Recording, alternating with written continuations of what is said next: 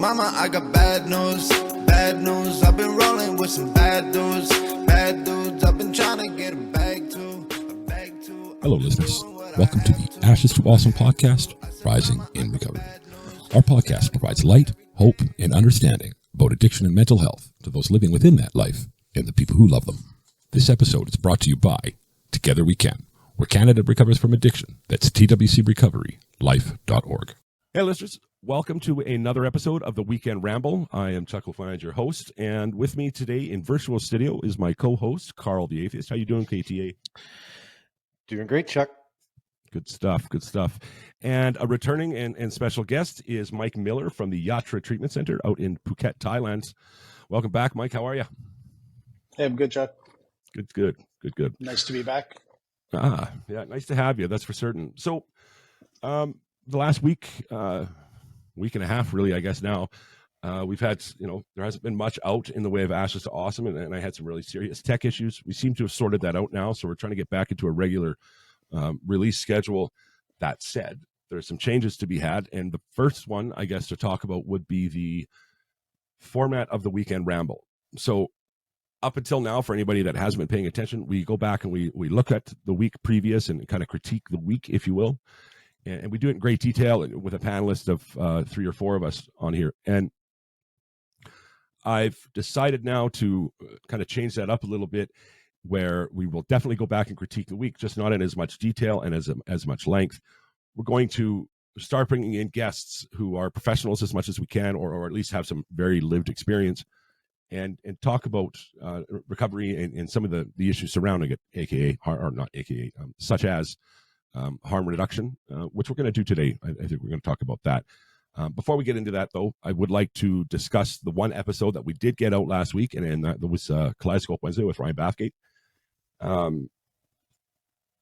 This was an interesting week for him.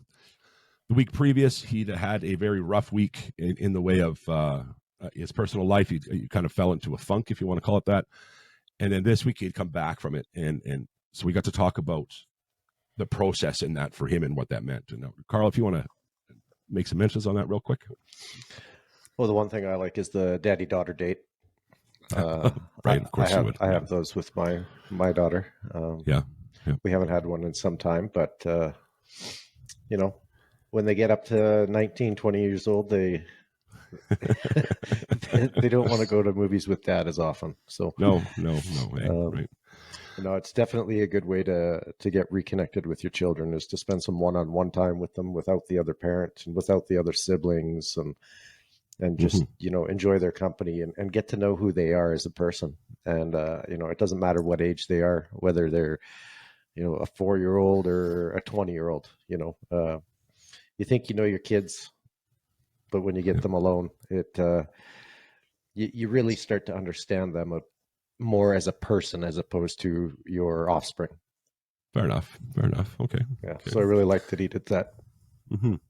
Did you find some inspiration there to maybe knock one of those daddy-daughter dates off when you get a chance? Yeah, absolutely.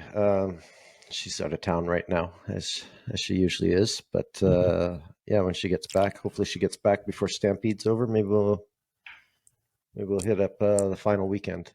There you go. Stampede week. It's my first time, first Stampede week back in Calgary. No urge whatsoever to go. No, for me personally, I don't think it plays well into to living a sober life. So, while Stampede rarely does, but especially this fresh into sobriety, it's not an environment I think I want to go spend a lot of time in. Right. So, I started smoking again at the Stampede Beer Gardens. 18 months without smoking a cigarette, found myself in the beer gardens at the Stampede and full-time smoker again. So, there you go. Goddamn Stampede, right?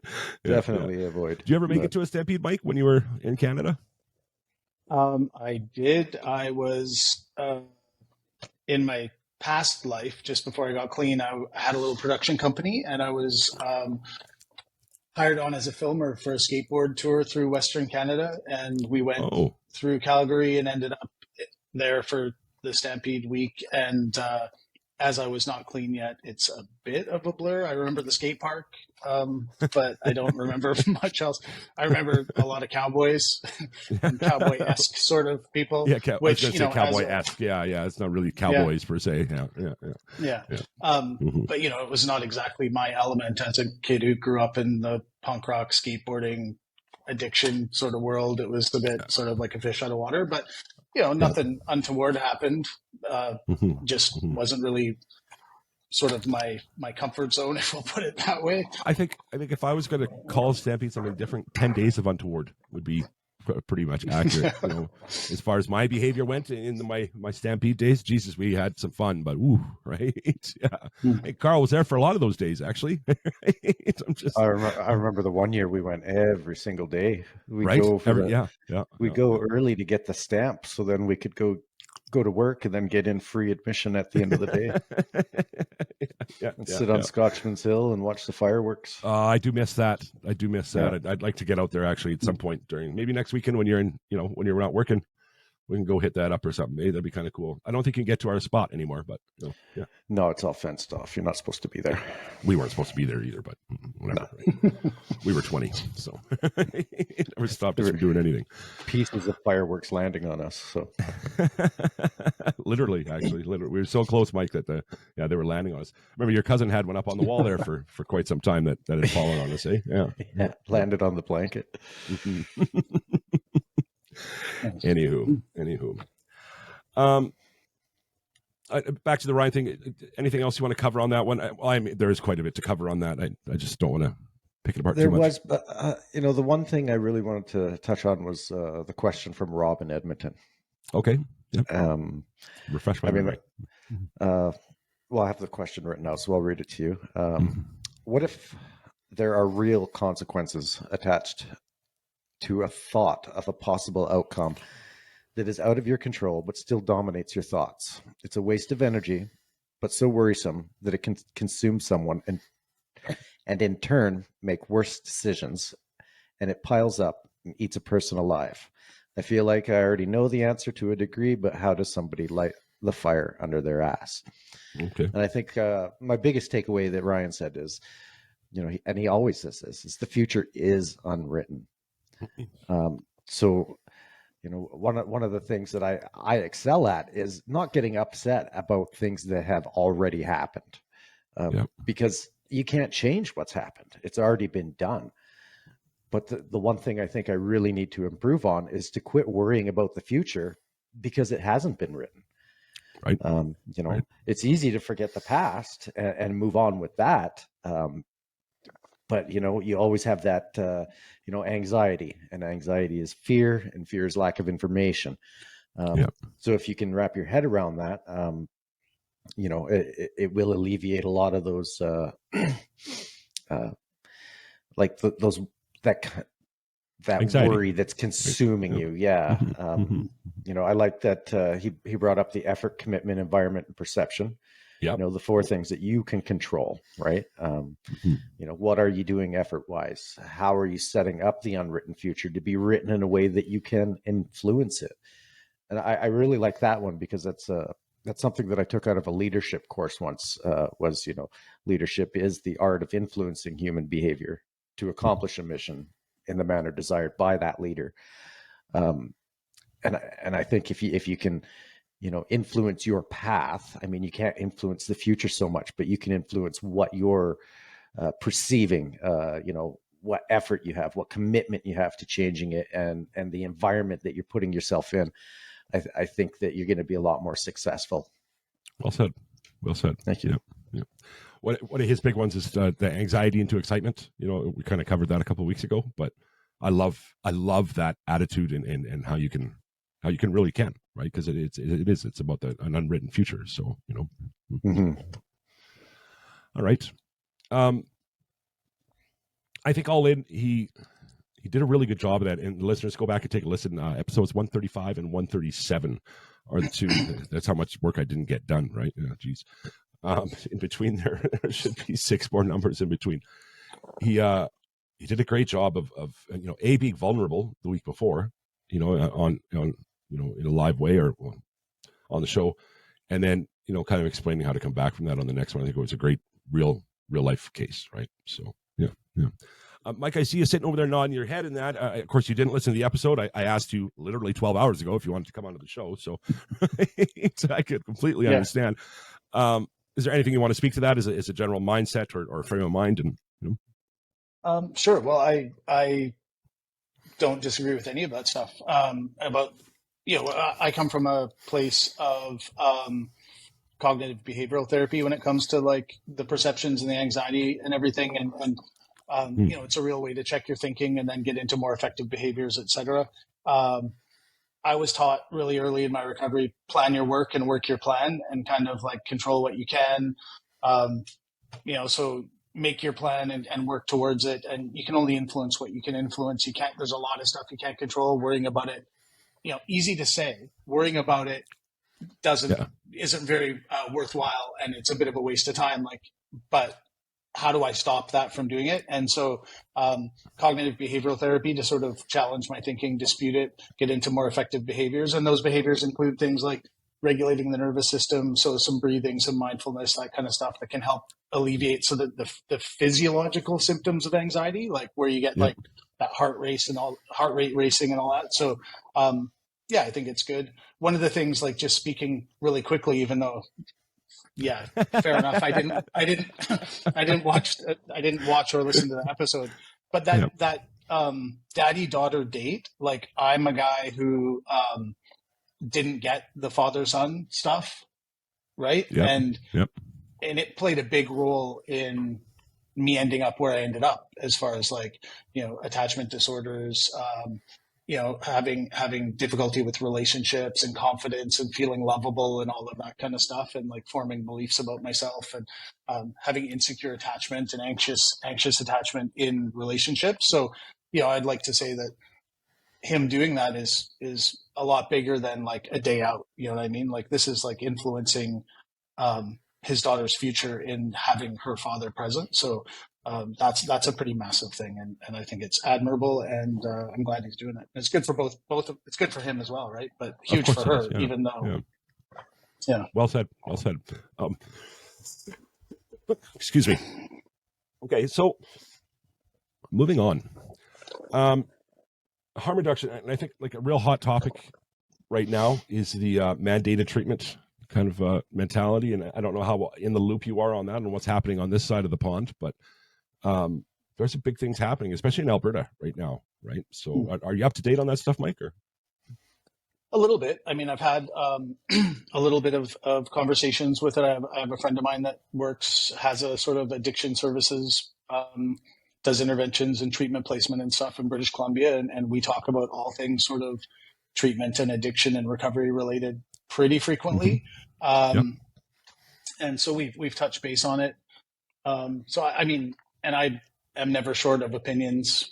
So, I'll try to keep them as informed as I possibly can. But, it's something. When I got clean in a 12-step place, and I started working in a 12-step place, and, it was like abstinence was the way to go. And that's what I needed in my life. Absolutely. Right. And maintain that abstinence till today. And when I started going to school and started learning, and they were bringing up stuff, so this might be around 2005, and they're talking about harm reduction. Like I had a real hard time kind of wrapping my head around it and thinking it was like enabling and all the kind of stuff that goes with it.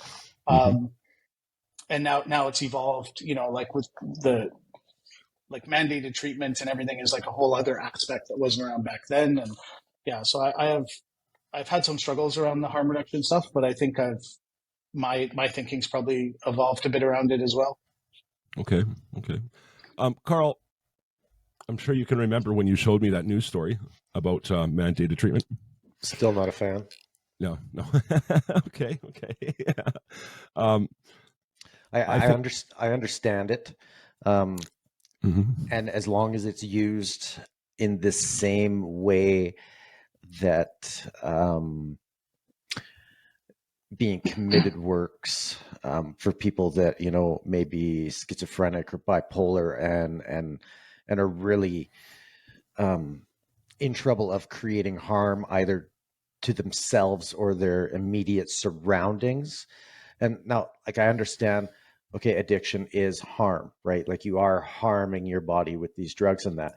And there is always the potential for death, even if you don't, if you're getting heroin. I mean, there's always been heroin overdoses, it doesn't have to be spiked with fentanyl for that to happen. But I think like real harm is, the guy that's getting wired and walking down the street with a machete.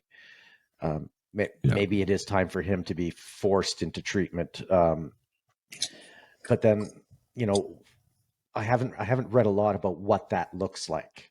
Is that just going to be them putting him in detox for, 6 weeks and then saying, there you go, now you're not hurting anyone, have a nice day?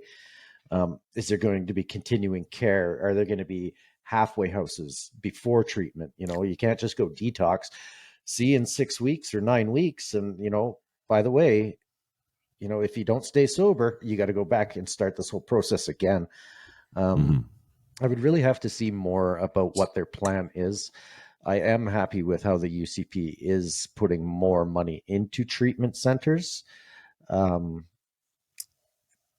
they are getting rid of some harm reduction services, but such as, I'm not on the loop on this. So, well, they've closed down some safe injection sites, and they've turned them into mobile safe injection sites. So it's like an old city bus now, right? So that, it can, basically pull up in an area, near Tent Town, right under the bridge there, and they can have people inject safely there, as opposed to putting them into communities where, everyone's that, oh yes, we want to see these safe injection sites. Oh, but I don't want it down the street from my house. That's not my backyard mentality, right? Yeah, right. Yeah.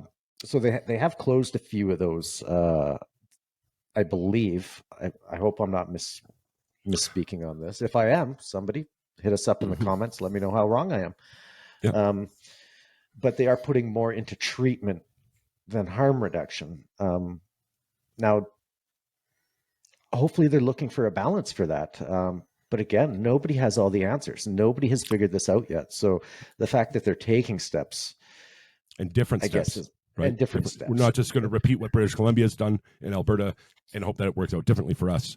Okay, we've seen that didn't work the way that everybody wanted it to, so we're going to do something different. I like that personally. Yeah. I want to touch on a specific, now that you said it, Carl, the safe injection sites. Mike, what are your opinions on that theme, that idea? Right? Well, the name is, like, traditionally they've been called supervised injection sites because injecting isn't safe, right? Like Carl said, like, you can overdose from heroin, you can overdose from coke, meth, whatever, you name it, right? You don't need fentanyl in it. But, there's a lot of statistics out there. So I think part of the thing about this is, like, harm reduction is much more than supervised injection sites, like giving out like crack kits and that kind of stuff. Like, it's like helping people get to appointments, it's foot baths, it's socks, it's like warm clothes, it's like all kinds of different things. But the thing that gets really sort of like brought up and sort of gets driven through fear, it gets really amplified, like, oh, it's safe injection sites and it's this and that. And like, if you have a supervised, or if you have a safe injection site, the kid from the suburbs is going to go, oh, now I can go and shoot dope. And like that, there's no evidence that stuff happens. Right. And also, like, I know people personally in my life that if they weren't at a supervised injection site would be dead. Like, they've been revived there. The supervised injection sites have 0 deaths.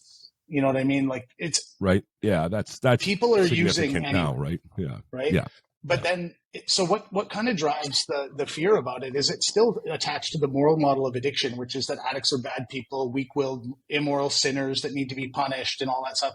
Not what they claim to be following, which is the medical model, which would be like, well, they're unwell and we need to provide them treatment, right? They really, now treatment is also a continuum too, and treatment isn't just residential treatment.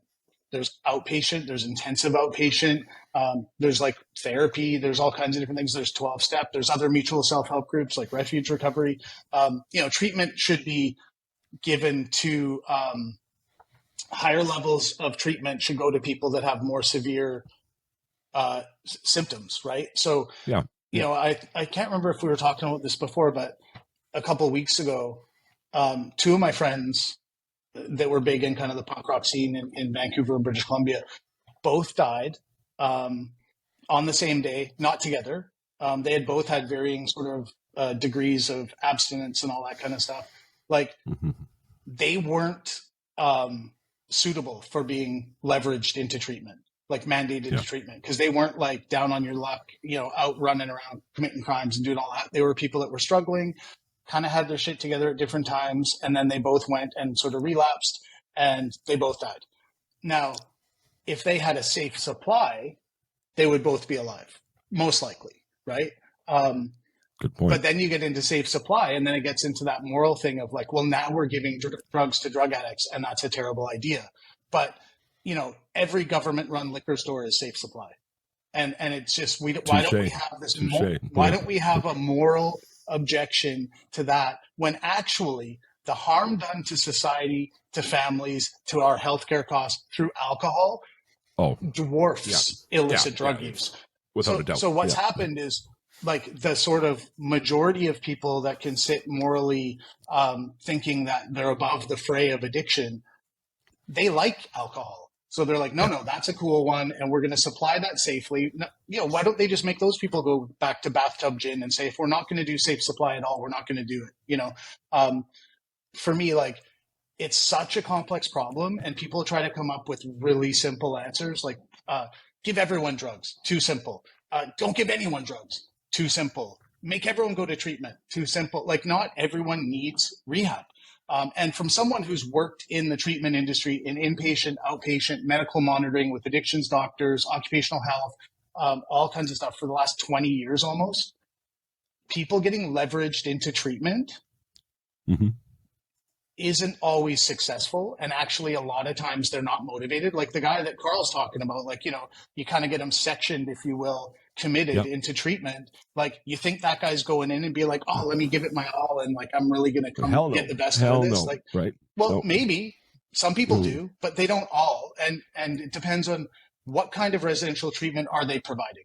Are they providing evidence-based stuff that includes pharmacological interventions and actual therapy? Or are they getting you sitting down and doing like stuff that you can get in the community for free, like 12-step stuff, which is fine. But why would the government pay thousands of dollars to house someone to do 12-step stuff when they could literally just rent them an apartment for hundreds of dollars and send them to meetings? So, you know, like, It, to me, it has to be evidence-based. It has to be like, if you're going to spend this money to leverage people into treatment, make it work. You know what I mean? People cry about where the money goes. Oh, we give all this money for cocaine to drug addicts and all, you know, that shit. And fair enough. You know what I mean? That's not out of line to have that sort of attitude about it. But then we go, oh, well, we'll spend thousands of dollars. I know there's like recovery houses in the Vancouver area that charge the same price that I charge, that we charge at our trauma center. And we're like on the ocean in Thailand with a steam room and a lap pool. And, you know, like, it's a pretty luxurious place. Damn near concierge service, right? And they're, you know, and, you know, we obviously, not everyone can come to our place. And I get that. We have a certain market. But these people are sharing rooms and getting like macaroni and cheese for lunch, and the government is paying for that treatment. And so I just think, like, you know, if you're going to invest in it, do it evidence-based. But the thing about evidence-based is that some of what drives this whole treatment thing is the sort of lobbying arm of the abstinence-based treatment recovery houses and that kind of stuff. And they're like, yeah, if I can convince the government that they should hire me to do this stuff, like, I'm like laughing. But if I do that, I should be able to provide evidence that it actually works. And I'm not talking 5 to 10%. I should be able to provide evidence that this does better than treatment. Yeah, better than no treatment, better than treatment as usual. It should be an improvement on what's happening. And I don't know that that's what's happening. I'm, you know, I have my ideas about that, but I don't have stats in front of me or anything. I just think that, like, if you're going to come out punching, like swinging at one of these models, then your model better be able to be deconstructed and stand up to some scrutiny. And you Yeah. better be able to like question it. And it shouldn't just be like, well, that way sucks, so we should do this way. It's like, but is your way better? Like, show us that it is or it isn't. Because, you know, I worked in lots of recovery places where people would come in, do complete treatment episodes of a month or 2 months, and then they just go get loaded. Like, that's not an uncommon thing. And that's like thousands of dollars. And it's like, was that a worthwhile investment? And then there's people like me. The government of British Columbia paid for me to get clean. And I've been clean for 20 years and contributing member of society since. So like they got their money's worth with me, but does that balance it? I don't know. Like, I just don't know. So that kind of, I think it's something that we've talked about in a few episodes over the course of the show. There is no one size fits all, period. And we can all agree to that. I think mandated treatment, and here I am, typically I try not to inject my opinions into the conversations because I'm supposed to be Switzerland, right? But I think mandated treatment has a place so long as it's done, you know, and with a lot of protocol. And, you know, speaking to what KTA was saying, you know, it's not just a cop saying, okay, that's it, you're in for mandated treatment, right? There has to be, you know, medical professionals involved in making that decision and sectioning them or you know, committing them or whatever the term you want to use is for that.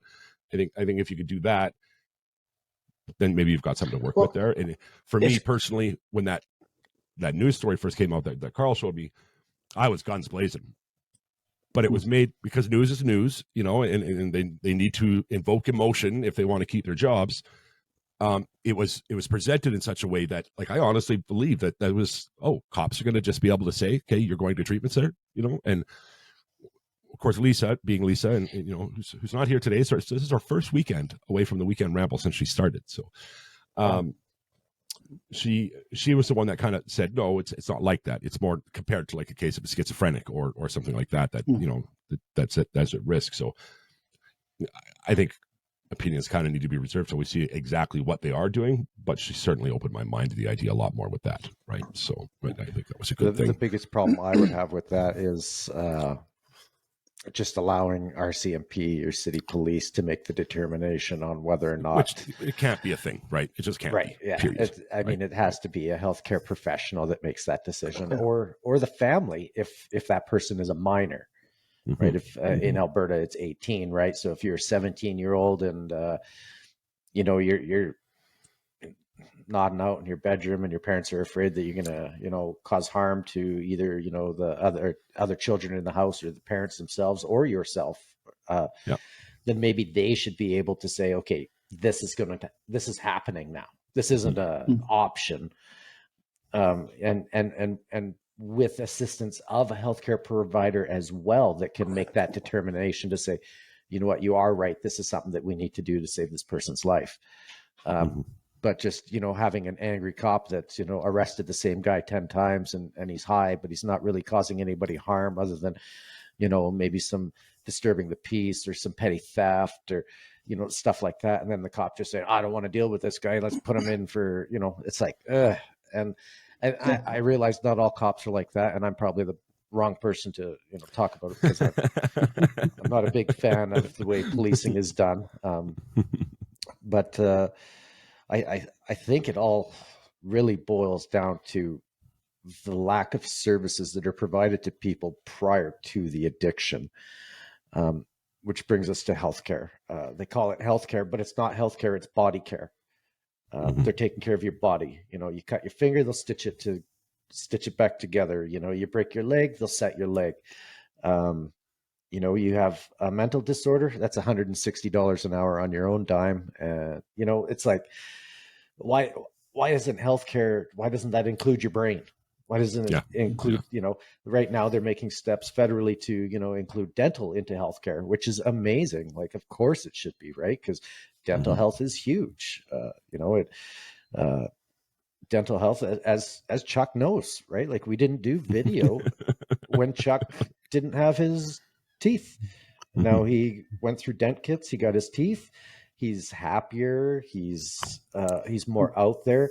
So, you know, like, taking care of your body, self-care is going to, you know, is going to make you not a better citizen, that's the wrong terminology. I don't know the proper wording for it, but Happier. I'm sure everybody gets my Happier for sure, right? yeah, Yeah, like yeah. you're going to be happier, you're going to be more productive, you're going to be, you're going to come out of your shell more. And I think if we offer these mental health services to people when they are in middle school, maybe they can, before they get to that point in, junior high or high school where they're starting to experiment with drugs, and that maybe, if we get rid of those underlying, I'm not the best at speaking about this, but Mike, I think this is right in your lane. Something But Lisa before we get said to that, Carl, I'm going to interrupt you. Before we get to that, Okay. you just reminded me that we do have to take a commercial break. So I'm going to do that real quick. And when we come back, we'll get into this some more, okay? Perfect. Okay.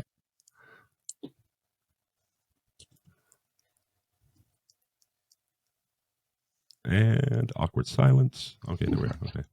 I just don't know if I should talk or not.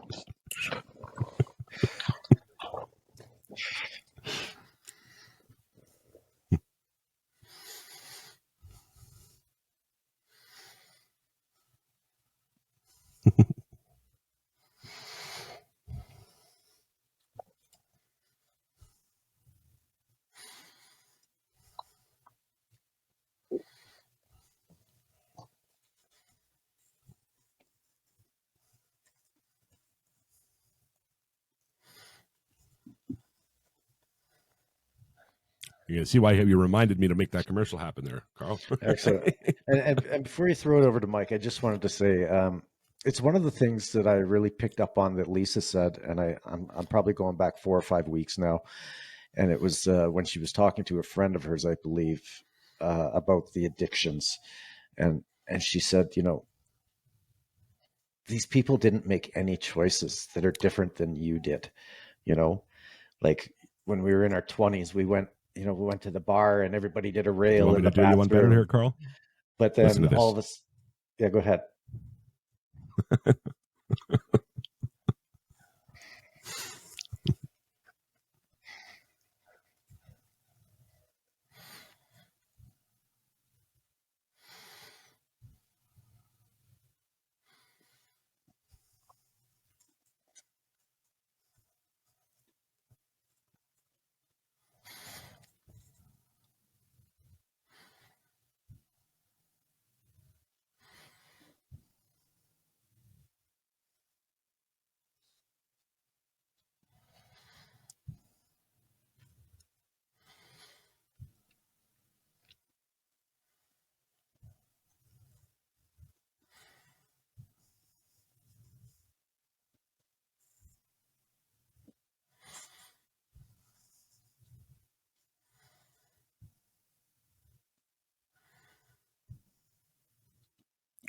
That would be the quote you're talking about, Carl? Yeah. That is the exact quote. Yeah, exactly. Yeah. I'm glad you had that queued up because I didn't want to ruin it. right. Like I do that to Ryan all the time, right? He'll say something just profound. I'll be like, but did you hear what Ryan said about the thing and the stuff and the what have you? I mean, yeah, like that, right? So Yeah, it's exactly that, right? They all made the same choices, but some people, were predisposed to it, whether through mental health or through their family situation. So try and nip it in the ass before that, right? Yeah, Before we get to that point, great, right? Great place to start. Yeah, true story. Mike, your thoughts? Oh man, I got a lot of thoughts. I know you do. Yeah, I'm starting to figure out, Mike. I'm gonna have to be better at breaking you up a little bit, like I am with Ryan. So that's but we're learning. We're learning, right? Yeah. Go ahead. Yeah, I like what she said. I mean, again, what she's saying is like people again see things through the moral model, where it's like, oh, you did the thing because there's something wrong with you, and I did it, and there's nothing wrong with me, so I'm fine. Like it's a way to place yourself above them and other people. But I think that like you can't separate physical, mental, emotional. Like it's all part and parcel. Like I know this. If I feel sick, my thinking starts to become a bit more negative. Mm-hmm. Then my emotions are a bit more negative. Like I don't feel as good. Like you can't separate all of that stuff. So when we go, oh, well, we're going to fix your cut finger, as Carl said, but we're not going to teach you any kind of coping skills. And, this is where it gets a little like, sorry, I'm a lefty bleeding heart liberal therapist.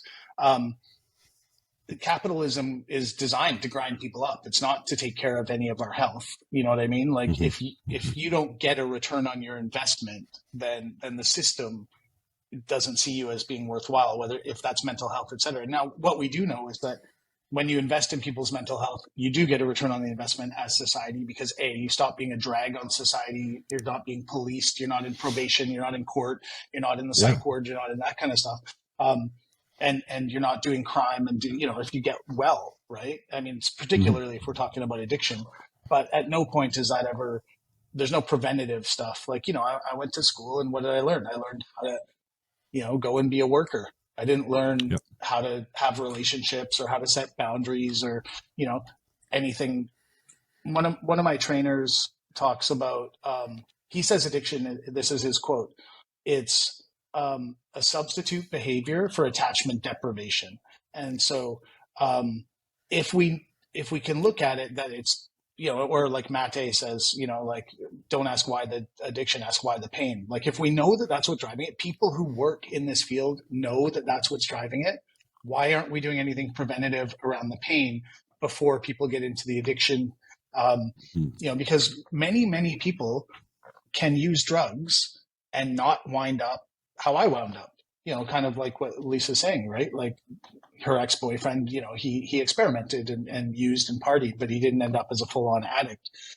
The difference between him and me might have to do with our upbringing and the fact that as I started going kind of off the rails, every adult that I came in contact with was about punishing me and controlling me and putting me in a little room or whatever. But nobody was like, hey kid, you're going off the rails. Like, instead of putting you on probation, maybe we'll like give you some counseling sessions, or maybe we will like talk to you about what's going on in your life beyond your behavioral issues at school where you're acting out. Right. And they just don't do it.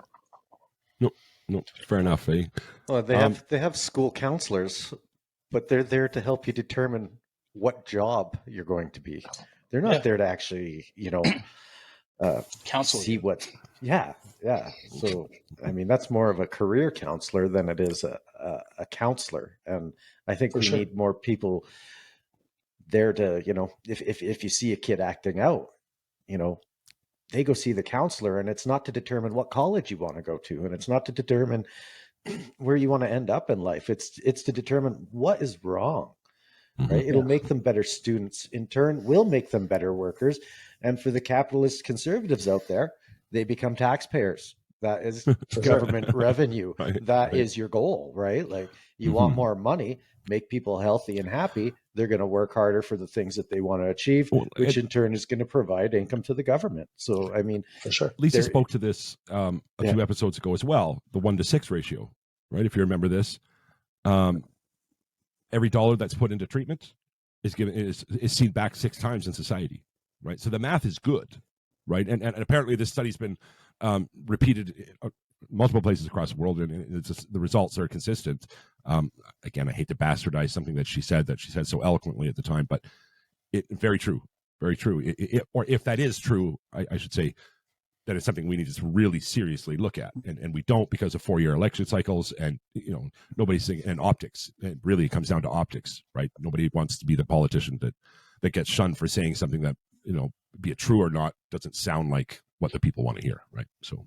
Well, I would be very interested in what the definition of treatment is in that, because like I say, treatment is a continuum, right? And it can, you can, if you intervene early, it'll take a lot less investment than having to house someone long-term in, I went to treatment for 6 months and a sober house for 4 months after that.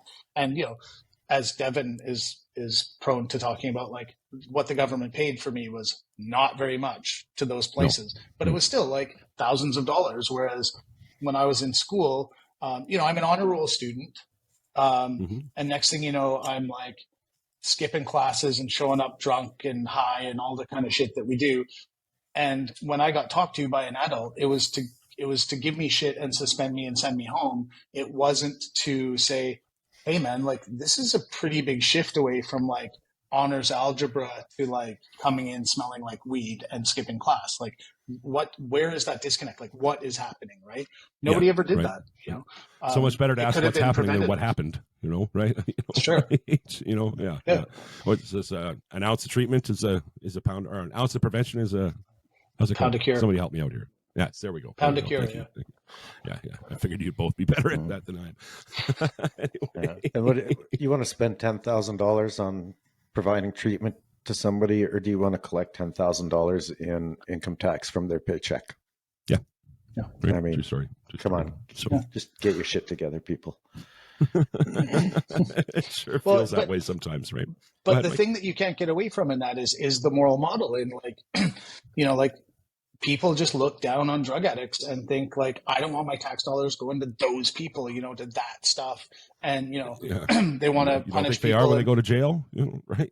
Well, exactly. Right. Yeah. But the politicians don't fire that up as the thing to get people like super angry and, get to the polls and vote for them and everything. They don't go, hey, do you know that actually treatment would allow us to do less policing, and if we paid for them to get clean, you wouldn't have them in the courts and probation and jails and et cetera, or in the emergency room, waiting room. Yeah, exactly. I was going to say the emergency room where you go in and complain about your healthcare because you're waiting, and it's because there's such a drag on it, and some of it is because these people that aren't well end up harming themselves in some way, through misadventure or whatever it is. And end up in emergency rooms or whether it's psychiatric needs or whatever, like that could ease every aspect of our legal and medical system.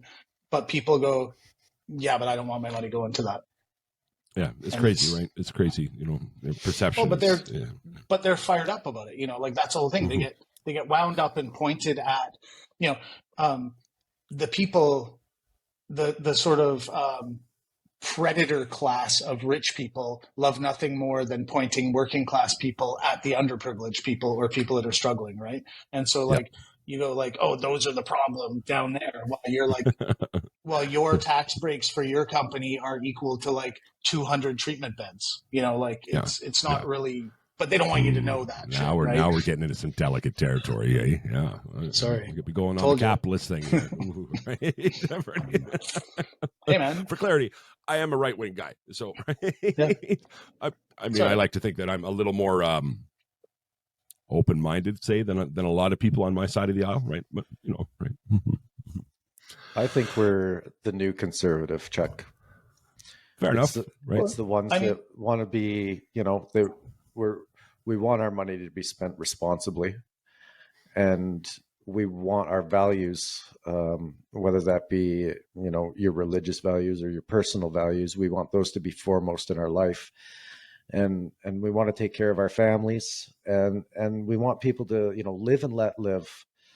But at the same time, we're not about handouts. And I don't think providing treatment to somebody is a handout. I think that's a hand up. Yeah, exactly. Right. And I would argue that prison is a handout.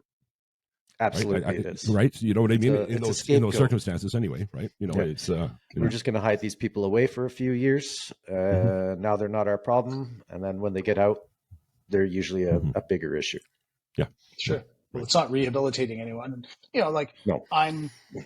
I'm definitely not a conservative, much more liberal, but I'm also a business owner. And I think that you can do that ethically. And I think that I also want my tax dollars spent in ways that help people that need it more than help people who already have it. You know what I mean? Like that's just, if everyone pays their fair share and you help it's that whole thing, like a measure of a society is how it treats its least fortunate people. Right. And I think that if we're all good, then we're all good.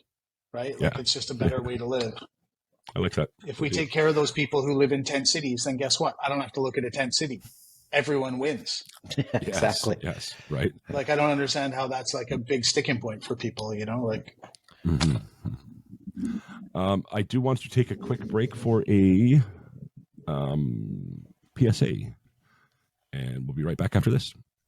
And now for a quick PSA brought to you by Revolution Recovery, helping men recover and become their best selves through support and treatment.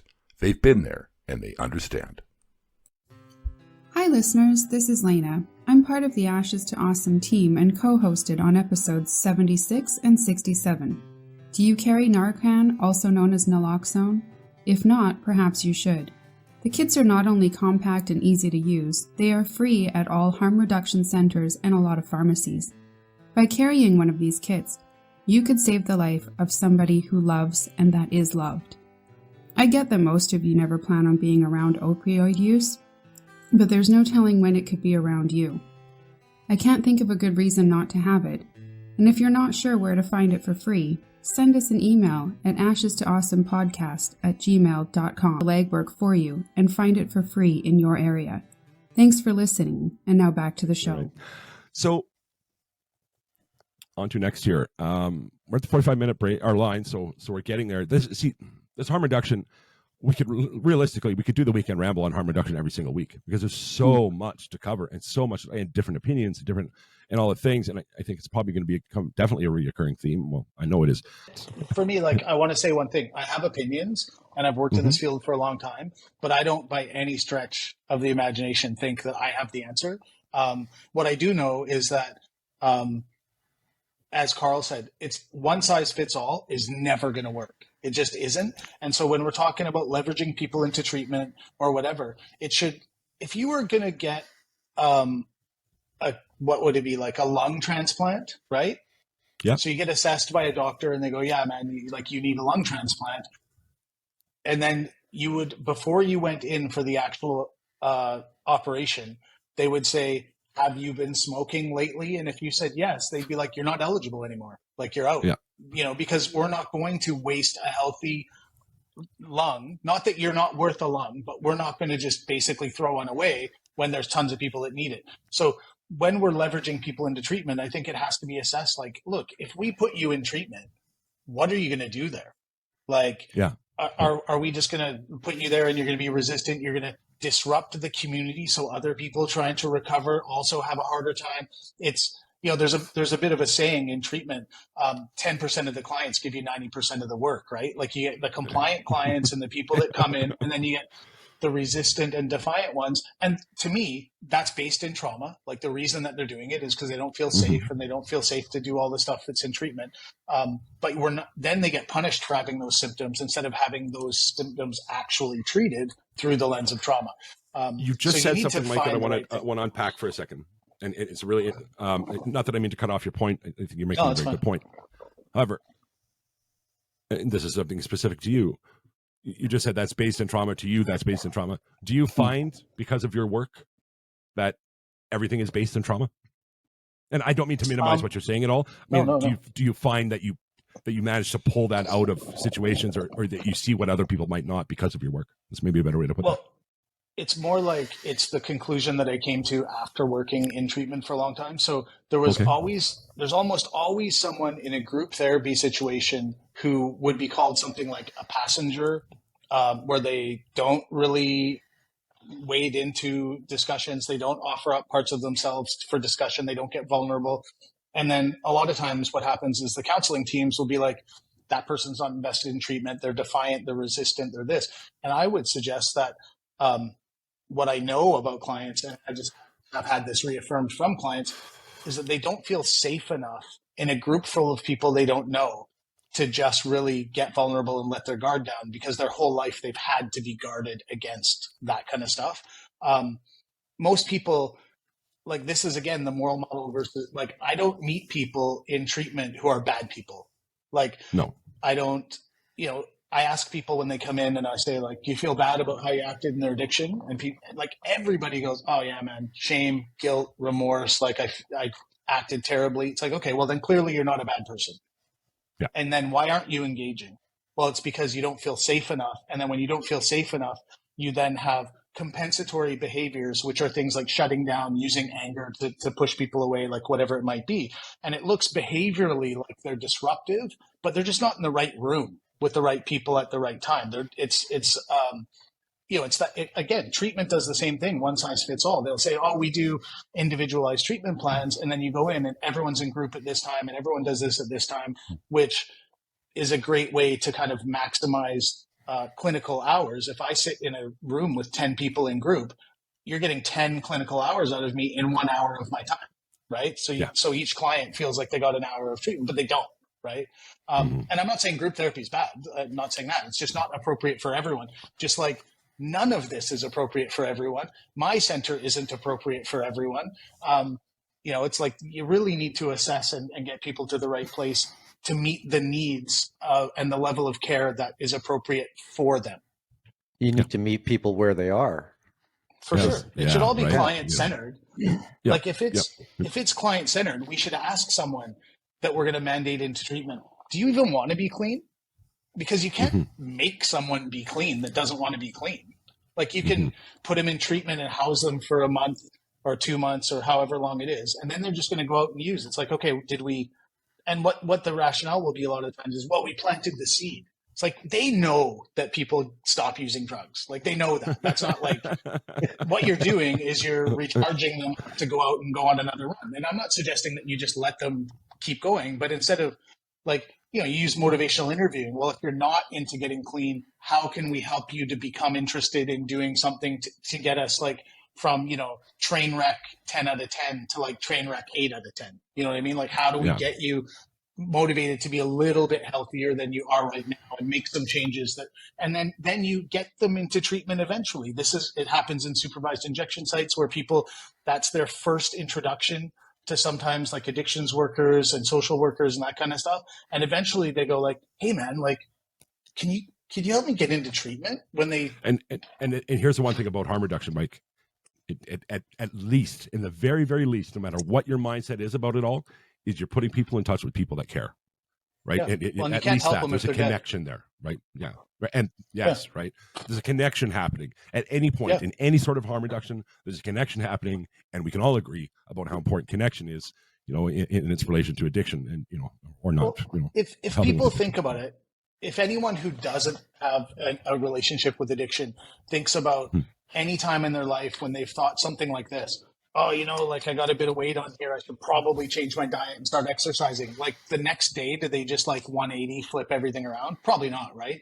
No, there's like progression, right? Yeah. Yeah. Well, you get, it's like the stages of change thing, right? Like you start becoming contemplative where you're like, yeah, maybe I could probably do that. And then, you start moving more towards change through the different stages. Looking at a gym or looking at your diet and right. Yeah. Eventually or maybe you take like the Coca-Cola out and you put in like Coke Zero, or you take all the prepackaged food out and you put something else in.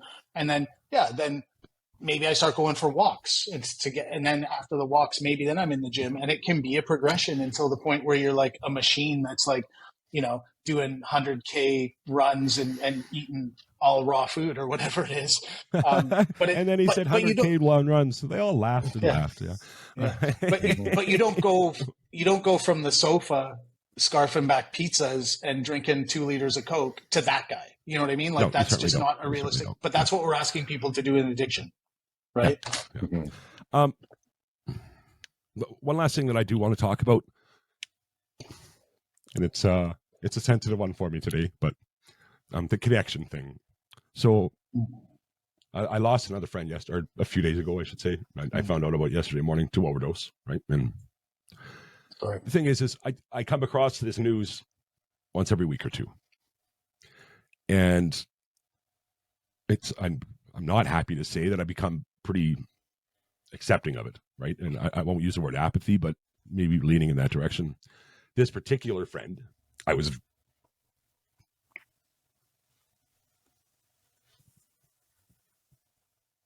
cruel to him.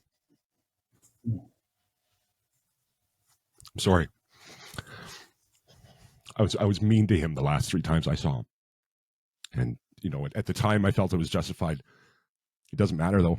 It doesn't, And when I say that monologue, and I'll say it at the end of this episode as well, and let people know, that they're loved, to use the words they're loved. It's so important, It is so important to do that, and to let people know that you care, because it just that's for me the lack of love, or perceived lack of love, or not feeling lovable, was the boot on my neck for my last arguably 2 years in active addiction. And if we can just do better at that connecting and just letting people know. And there's a couple points I'm making here, I guess, but in this day and age with fentanyl on the scene, people die more suddenly, more often than ever before. And you will never get to take those words back, right? So choose them carefully, right? Choose them very carefully. I'm really sorry to hear about your friend. And I think it's, I can very much relate to like not the apathy thing, but it's almost like I'm not shocked anymore when anyone that's using drugs, I find out that they pass away, which you get a bit sort of like you build up a callus on your heart towards it because it's just happens so much and it's really sad. And I'm not even in Canada. And we talked about this the last time I was on. I don't experience a lot of it here, but all my friends back home, I through social media I hear about it. But the other thing I would say, right? Yeah. The other thing I would say, Chuck, is it's really easy to beat yourself up at looking at things in retrospect. But as far as like put that in the context of harm reduction is like the caring words and the love and all that's harm reduction. You know what I mean? Like it doesn't have to be a supervised injection site. It's like that person is like, oh, maybe there's like someone gives a shit. Right. Yeah. So it doesn't have to be these formalized like drug delivery systems for it to be harm reduction. It's like we can act compassionately towards people. Like I said, it can be foot baths or a sandwich or whatever it might be. And it can just be kind words. Right. So, I think what it speaks to is addiction comes with a lot of really shit behaviors that can be incredibly frustrating. And then, sometimes that can lead into us getting sick and tired of it and all that. And I get that. Like we can get compassion fatigue, right? It's like, I've had enough of the shit behaviors. And I think that getting it away from that, because again, that's back sort of into the moral model stuff and getting it into the like reframing it in my head, like you're not a bad person, you're trying to get good, you're an unwell person trying to get well kind of thing, right? It's really sad. I'm really sad to hear about your friend, and I can see that it really hits home for you, sorry. And I wish that could end. Yeah, me too. Right. Carl, you were going to say something there?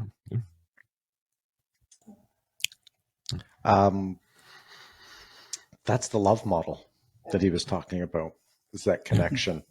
It's that being kind. It's addressing immediate risks associated with the certain behavior, and fostering trust, improving engagement with that person, and in turn, hopefully increasing the likelihood that they'll seek treatment. As Mike said earlier, you can't force somebody to want to be clean, but maybe maybe you can at least increase the likelihood that they'll want to, and just by making that connection with people and just loving them. I mean, that's what it comes down to. Yeah. And I think that what happens is, in my experience, it's so much more impactful for the person that you're doing it to. And I'll give you a quick little anecdote. I knew a guy that struggled with in and out of addiction. And he told me this story. I didn't remember it. I ran into him in downtown Vancouver and he was really loaded and he asked me for money. And I said, I'm not going to give you money, but I'll buy you McDonald's. And he tells me, he goes, everyone else would just like give me the money to get the McDonald's and go away or buy the McDonald's and then just leave. And he said, you sat with me while I ate it. And I said, I had no idea that I did that. Like I didn't remember it. But to him, it was this really impactful thing where it's like I treated him like any other human being. Because if one of you guys was hungry and I was like, hey, Chuck, how you doing? You're like, oh, I'm hungry. I'm like, oh, let's get McDonald's. I would sit with you while you ate that meal. You know what I mean? Like just out of like the connection to you and respect and courtesy. But with addiction, we don't do that shit. We go like, oh, get out of here. I think I'm being the more kind of us actually give something and then walk away. But what you're saying, that's profound. And if you're listening, think about that. Really think about that and what that connection could mean to an individual. Right? And I'm not trying to set myself up as being super kind or anything like that. I'm just like, because I didn't remember it. Like, and to this day, I don't remember. I didn't remember it. Yeah. There's some humility there. I'm like, that's admirable. But I do think that's the thing, right? Is that go ahead, Carl. It's an important thing for him. I was just going to say that I believe it's kind of like, I believe it was your mom, right, Norma, when Yeah. she was down in San Francisco or something. She was talking about they had extra sandwiches or something, and she went down and to give sandwiches to these guys, but she didn't just say, "Here's a sandwich," and then bugger off. She stopped, gave him the sandwich, Had the and talked to conversation. him, and that connection. Who knows where that guy is now? But maybe that little bit of conversation and the food probably did more for him than just throwing a sandwich at him and running to your cab. And most certainly more than a couple of bucks, right? Because we all know where that goes, right? For Yeah, sure. I mean, Well said. and Well said. I've done that. Like I've been downtown on the C train, and people have asked me, and I've gone into the 7-Eleven or the Max or whatever it was, and bought them a sandwich, and then I gave them the sandwich, and I got on the train and I left. But I've also had homeless or unhoused, underhoused people come up and ask me for money and say, hey, do you got $2? I'm trying to get beer. And I've given them the $2 because I mean, at least they were honest with me. They're not like, hey, do you have a couple bucks? I'm trying to get my daughter onto a bus to go see her mother. I mean, I know you're not. Literally every version of that right? story. But, right? if you're honest with me, actually just recently within the last, I'd say 6 months, I stopped at the liquor store on my way home one day. I was grabbing a case of beer. There was a guy that, he looked a little disheveled, and he was with a woman, and they were panhandling, and he said he needed a couple bucks to get some beer. And, I just bought him an 8-pack.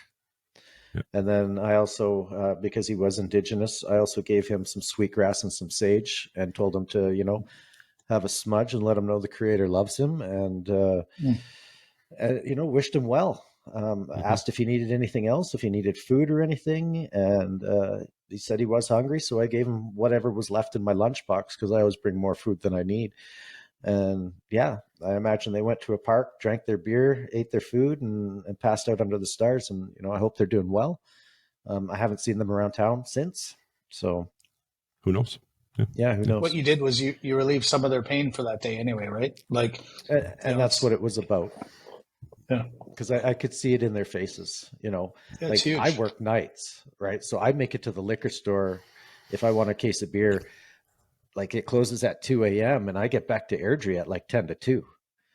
So, it was late, and, it wasn't that warm out, but, it was more than just, here's the beer. There was a conversation. There was, I gave them some medicine for some smudging in that, because they were Indigenous, and I hope they appreciated that.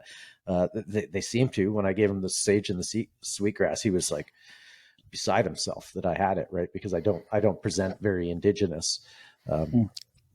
But yeah, I mean, it's about making that connection, and hopefully, hopefully they knew that there is somebody out there that does feel for them, feels their pain, and understood that, I'm not going to tell him to piss off. He's standing outside of a liquor store 5 minutes before close. He's a couple bucks short. I bet you the guy in the store probably would have let him go with short a few bucks even. So, all right. Well, guys, like I said, we could go on about this for ages. We're not going to, though. There's always next weekend. And Mike, I want to thank you for coming on the show. My it's time pleasure. for Daily Gratitudes. And guess who they're brought to you by, Mike? Today's Daily Gratitudes are brought to you by Yatra Treatment Centers in Phuket, Thailand. They are a clinic run by clinicians, not a business run by businessmen. And they know that where addiction is the smoke, trauma is the fire. Learn more at yatracenters.com. That's YATRACENTRE.com. And now here's your Daily Gratitudes. Absolutely right. And Mike, I can't thank you enough for your sponsorship.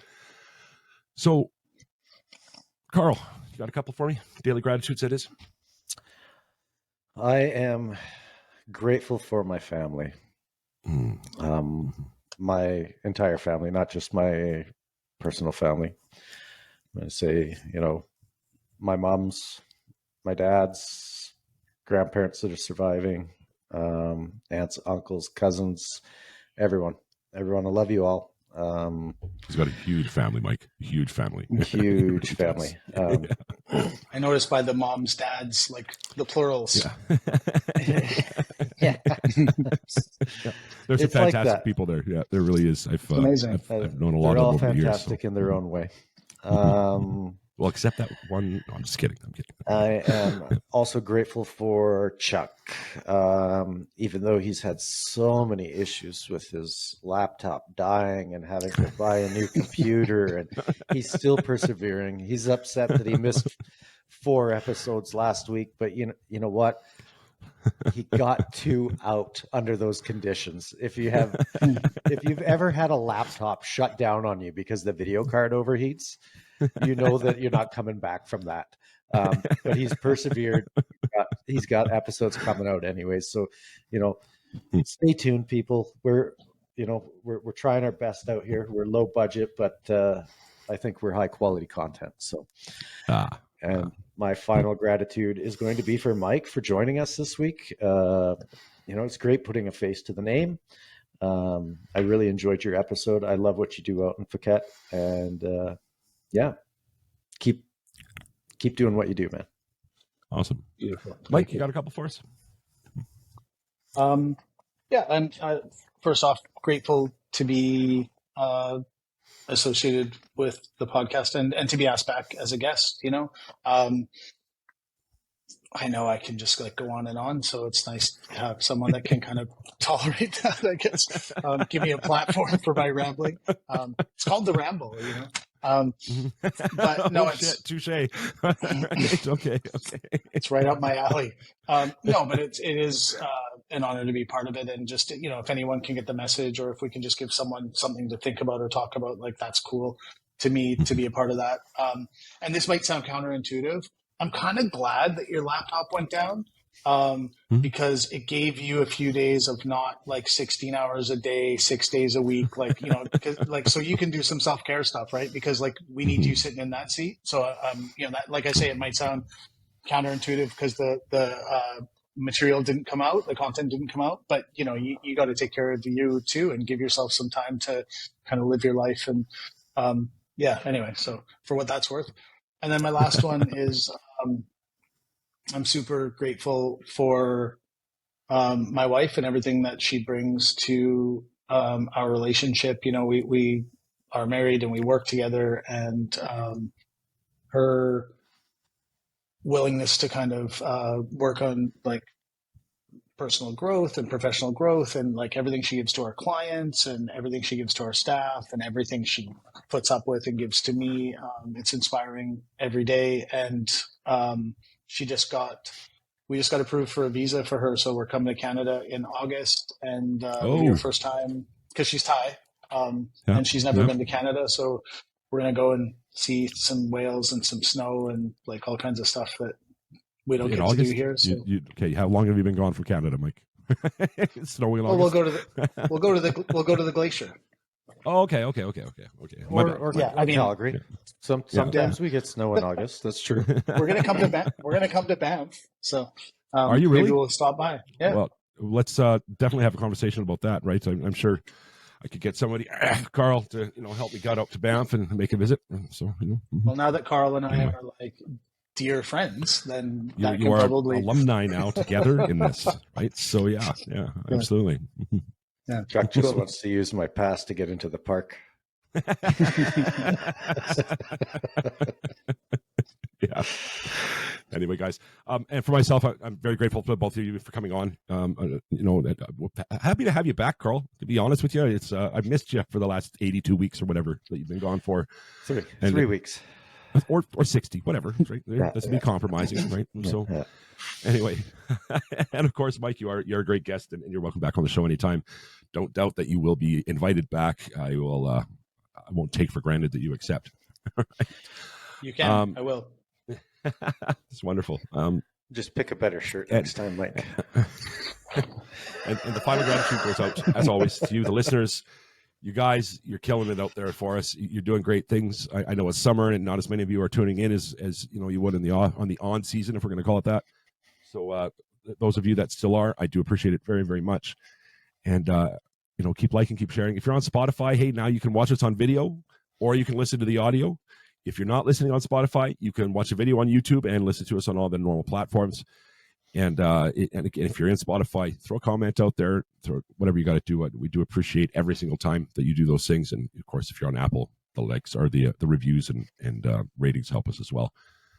Every time you do any of these things, you are helping me get a little bit closer to living my best life. My best life is to make a living spreading the message. The message is this: if you are in active addiction right now, today could be the day. Today could be the day that you start that lifelong yatra. Reach out to a friend, reach out to a family member, call into detox, go to a meeting, do whatever the hell it is you need to do to get that journey started, because it is so much better than the alternative. And if you are the loved one of somebody who's suffering an addiction, you've just taken the time to listen to our ramble. If you just take one more minute out of your day to text that person, let them know they're loved. Use the words, You are loved. that little glimmer of hope just might be the thing that brings them back. I'm the monster with a mono to drugs and frustration. Created this isolation that others find selfish. Had to cope with some shit that could kill, hit the all switch. Had to do a mind shit to get through the time stretch. Seems like bad days last and the good days fly quick. This monster in my thoughts taunts me till I'm sick. Takes over reality. Can you feel the insanity? Body shaking like my thoughts are causing allergies. Truth from fiction, can't seem to tell the difference. Anyone out there relate to me? My only one tripping. Left wishing I could be the normal one in the room. Anxiety got me twitching, feel a monster in the distance. Gotta get busy, can't let this shit affect me. When no one left to protect, who's gonna protect me? Feels like shit's getting messy. Now that the monster's taking over, I think it's the only one that gets me. Yeah. Stuck in your head. Monsters under your bed. We are monsters. Oh, we are monsters. Oh. Met the monster in my storm. Did I let him stay too long? Cause he don't wanna leave till everybody's gone. Pushed away the ones that I need. It's messed up cause inside it's not who I wanna be. Think one thing and do another. React to the emotion that wants me to suffer. Sorry if I smother. I suffocate my relationship like we undercover. Wanna disconnect and run from the suburbs. The old me wants to return, wants me to forget what I learned. Had nowhere to turn with all the bridges burned. Pain is what I know, heart's hard as stone. Feel the shakes in my bones, I'm turning cold. Look at what I did, you had my back from the beginning, but I couldn't see it. I was blinded by my feelings, selfish. I guess me and the monster have a lot in common. Look in the mirror, see the reflection of the problem. Yeah. Stuck in your head. Monsters under your bed. We are monsters. Oh, we are monsters. Oh. Am I the monster, causing all your problems? Did I see all your dreams and decide to rob them? Am I the one trying to drag us to the bottom? When I get suspicious, is it all in my noggin? I guess this monster is molded in my core. Spent so much time alone, thought I was talking to the walls. Locked in a prison, being haunted by my thoughts. Gotta break out and take out the monster like a boss. Am I the monster, causing all your problems? Did I see all your dreams and decide to rob them? Am I the one trying to drag us to the bottom? When I get suspicious, is it all in my noggin? I guess this monster is molded in my core. Spent so much time alone, thought I was talking to the walls. Locked in a prison, being haunted by my thoughts. Gotta break out and take out the monster like a boss, yeah.